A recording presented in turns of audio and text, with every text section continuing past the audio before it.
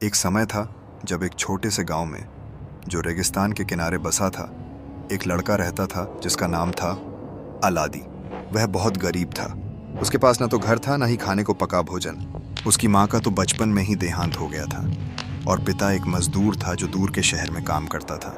लेकिन एक दिन वह भी लौटा नहीं।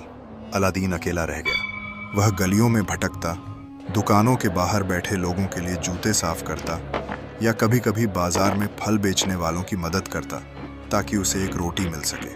उसके कपड़े पुराने और फटे हुए थे। एक नीली चादर जैसा लंबा कुर्ता जिसके किनारे सिले सिलाए थे और एक पुरानी लाल पगड़ी जो उसने एक मुर्दे के सिर से उठाई थी, न कि चोरी करके बल्कि उसकी आत्मा को शांति देने के लिए जब उसने उसे रेगिस्तान के किनारे पड़ा देखा था। रेगिस्तानी वो बात है।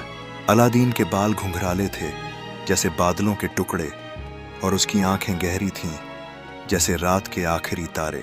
उसके हाथों पर मैल था लेकिन उंगलियां ऐसी थीं जैसे किसी वीणा को छूने के लिए बनी हो। एक दिन जब वह रेगिस्तान में लकड़ियां इकट्ठा कर रहा था तो उसकी नज़र एक पुराने चिराग पर पड़ी। वह चिराग रेत में दबा था जैसे कोई खजाना। उस पर अजीब निशान थे जैसे कोई प्राचीन भाषा लिखी हो। अलादीन ने उसे उठाया, धूल पोंछी और घिस दिया। तभी अचानक एक धुआं निकला, घना, नीला और चमकीला।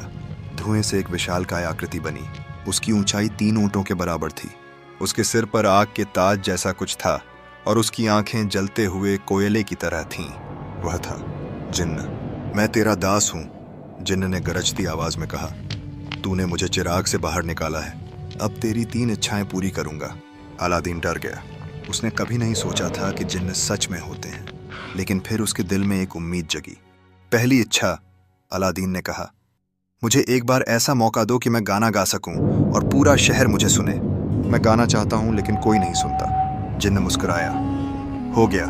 अगले दिन शहर के बीचों बीच एक महान सभा बुलाई गई। लोगों ने सुना कि एक अजनबी गायक आया है जो आवाज से तारे भी झूम उठते हैं। अलादीन को एक सुंदर वस्त्र पहनाया गया और उसके हाथ में एक सुनहरा बांसुरी दी गई। जब उसने पहला स्वर निकाला तो पूरा शहर थम गया। लोग आंखें बंद करके सुनने लगे। कोई रोने लगा, कोई नाचने लगा। उसकी आवाज में ऐसी ताकत थी जैसे बरसात के बाद खिले फूलों की खुशबू हो। जिन्न ने देखा और उसके दिल में कुछ हिल गया। वह जिन्न था लेकिन उसे भी संगीत की ताकत पता थी। दूसरी इच्छा, अलादीन ने कहा, मेरे लिए एक छोटा सा घर बना दो जहां मैं गाना गा सकूं और जहां गरीब बच्चे आकर सीख सकें। मैं चाहता हूं कि कोई भी बच्चा मेरी तरह अकेला न रहे। जिन्न ने एक छोटे से मकान को बदल दिया। वह अब एक सुंदर छोटा संगीत घर था जिसकी दीवारों पर बांसुरी, तबला और तारे बने थे। छत पर एक छोटा सा मंच था जहां अलादीन रात को गाता। लोग आने लगे, गरीब बच्चे, बूढ़े और यहाँ तक कि शहर के अमीर भी। अलादीन ने किसी को भी अंदर आने से नहीं रोका। लेकिन तभी एक आदमी आया, शहर का सबसे बड़ा व्यापारी, जफर। वह अमीर था लेकिन उसके दिल में घृणा थी। उसने देखा कि लोग अलादीन की तरफ आकर्षित हो रहे हैं और उसकी अपने दुकानों में भीड़ कम हो रही है। उसने अलादीन को नष्ट करने की ठान ली। तीसरी इच्छा, अलादीन ने कहा, मुझे एक ऐसा बल चाहिए जो मुझे और मेरे चिराग को बचा सके, क्योंकि मैं जानता हूं कोई मुझे नष्ट करना चाहता है। जिन्न ने सिर हिलाया। तेरी तीसरी इच्छा, तू चाहता है कि तेरा चिराग सुरक्षित रहे, लेकिन याद रख, अगर चिराग टूट गया या तुझसे छीन लिया गया तो मैं तुझे नहीं बचा पाऊंगा। उस रात जफर ने अपने आदमियों के साथ अलादीन के घर पर हमला कर दिया। वे चिराग छीनना चाहते थे। अलादीन ने चिराग को छाती से लगा लिया। तभी वह घिसा और जिन्न प्रकट हुआ। तुम मेरे मालिक को छुओगे नहीं, जिन्न ने गरजते हुए कहा। उसने अपने हाथ उठाए और एक आग की लहर चली। जफर और उसके आदमी भाग खड़े हुए, लेकिन जिन्न ने कहा, अलादीन, यह जगह अब सुरक्षित नहीं है, वे लौटेंगे। अलादीन ने चिराग को देखा। तुम मेरे दोस्त हो लेकिन मैं तुम्हें कैद नहीं रख सकता। तुम्हारा भी एक जीवन है। जिन्न चौंका। तू मुझे छोड़ देगा? हाँ, अलादीन ने कहा। तूने मेरे सपने पूरे किए, तूने मुझे गाने का मौका दिया, घर दिया और मेरी रक्षा की, लेकिन अब मैं तुझे आज़ाद करता हूँ। तू जा सकता है। जिन्न की आंखों में पानी आ गया। हजारों साल से मैंने किसी को नहीं देखा जिसने मुझे आज़ाद कर दिया हो। तू न तो लालची है न बदला लेने वाला। तू एक सच्चा इंसान है। जिन्न ने अपना हाथ बढ़ाया। मैं तेरा दास नहीं बल्कि तेरा दोस्त बनकर रहूंगा।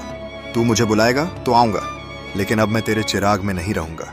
मैं आकाश में रहूंगा, बादलों के पीछे। जब भी तुझे मदद चाहिए बस अपना गीत गा, मैं सुन लूंगा। और फिर वह धुएं में घुल गया। अलादीन ने चिराग को एक पेड़ के नीचे दफना दिया। उस पर एक पत्थर रखा जिस पर लिखा था, यहाँ एक दोस्त रहा था। समय बीता। अलादीन का संगीत घर प्रसिद्ध हो गया। रात को वह छत पर बैठकर गाता है और कभी कभी जब हवा चलती है तो लोग कहते हैं कि उसके गीत के साथ कोई और आवाज भी गूंजती है, गहरी, शक्तिशाली, पर प्यार भरी। शायद वह जिन्न है, शायद वह अबजद है। लेकिन एक बात सच है, अलादीन के दिल में गरीबी थी, लेकिन उसकी आत्मा अमीर थी। उसने न तो धन मांगा, न शक्ति, न बदला। उसने सिर्फ प्यार बांटा और उसके बदले उसे मिला एक दोस्त, एक सपना और एक आत्मा की आज़ादी। और भी ऐसी कहानी सुनने के लिए वीडियो को लाइक करें, चैनल को सब्सक्राइब ज़रूर करें।